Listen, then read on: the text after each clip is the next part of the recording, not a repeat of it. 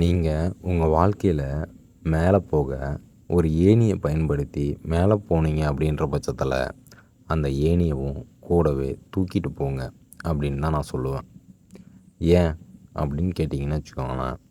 ஏன்னா நீங்கள் உங்கள் வாழ்க்கையில் ஏறினது முதல் ஸ்டெப்பு மட்டும்தான். அடுத்து 2வது ஸ்டெப்புக்கும் அந்த ஏணி உங்களுக்கு தேவைப்படும் அப்படின்னு நான் சொல்லுவேன். இப்போது அந்த ஏணியை ஏன் தூக்கிட்டு போகணும் அப்படின்னு நான் சொல்லிட்டேன். ஆனால் யார் அந்த ஏணி அதையும் தெரிஞ்சுக்கணும் இல்லையா? ஒன்றும் இல்லை, உங்கள் லைஃப்பில் உங்களை தூக்கி விட்டவங்க உங்கள் ஃப்ரெண்டாக இருக்கலாம். நீங்கள் மேலே போனவுடனே அவங்கள மறந்துடுவீங்க. ஆனால் கீழே இருந்து மேலே போக உதவுனது அவங்களா தான் இருப்பாங்க. மேலே போனவுடனே அவங்கள மறந்துட்டு உங்கள் ஸ்டேட்டஸுக்கு ஏற்ற மாதிரி, ஏன்னா நீங்கள் மேலே போயிட்டீங்க இல்லையா? அப்போது கீழே இருக்கிறவங்க உங்களுக்கு கண்ணுக்கு தெரியாது. ஆனால் ஒரு விஷயத்த மறந்துட்டீங்க. நீங்கள் ஃபஸ்ட்டு ஸ்டேஜில் தான் இருக்கீங்க. நீங்கள் இன்னும் அடுத்த ஸ்டெப்புக்கு போகணும். அப்போது நீங்கள் ஃபஸ்ட்டு ஸ்டேஜில் இருக்கும்போது உங்கள் ஸ்டேட்டஸுக்கு ஏற்ற மாதிரி அங்கே உங்களுக்கு இன்னொரு ஃப்ரெண்டு கிடைப்பான்.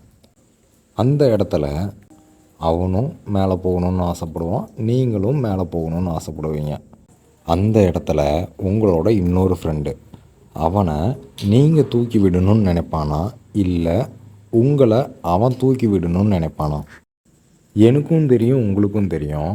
அந்த இடத்துல உங்களோட இன்னொரு ஃப்ரெண்டு அவனை நீங்கள் தூக்கி விடணும்னு தான் அவன் நினைப்பானே தவிர உங்களை அவன் தூக்கி விடணும்னு நினைக்க மாட்டான். நீங்கள் அவனை தூக்கி விட்டால் அவன் மேலே போய் உங்களுக்கு கை கொடுப்பான் அப்படின்னு நினைக்குவீங்களா? நீங்கள் யோசிச்சு பாருங்கள். நீங்கள் மேலே போனோன்னே கீழே ஒருத்தன் உங்களை தூக்கி விட்டான்ல, ஏணியாக இருந்தான்ல, நீங்கள் அவனை மிதித்து மேலே ஏறினீங்கள, அவனுக்கு நீங்கள் கை கொடுத்தீங்களா? கொடுக்கல. அப்போ அவனை நீங்கள் தூக்கி விட்டாலும் அவன் மேலே போய் உங்களை மிதித்து மேலே ஏறி அவன் உங்களுக்கு கை கொடுக்காம தான் இருப்பான். ஆனால் நீங்கள் இன்னொரு விஷயத்தை புரிஞ்சுக்கணும்.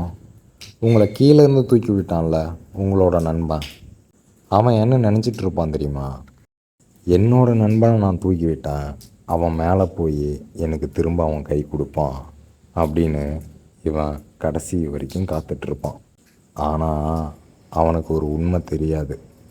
நீங்கள் ஃபஸ்ட்டு ஸ்டெப் ஏறினவுடனே உங்கள் ஸ்டேட்டஸுக்கு ஏற்ற மாதிரி ஒரு ஃப்ரெண்டை பிடிச்சி நீங்கள் அவனை மேலே ஏற்றி விட்டுட்டு கீழே ஒருத்தர் இருக்கான் பார்த்தீங்களா, உங்களை ஏற்றி விட்டவன், அவனை மாதிரியே நீங்களும் ஏமாந்து நிற்கிறீங்கன்னு அவனுக்கு தெரியாது.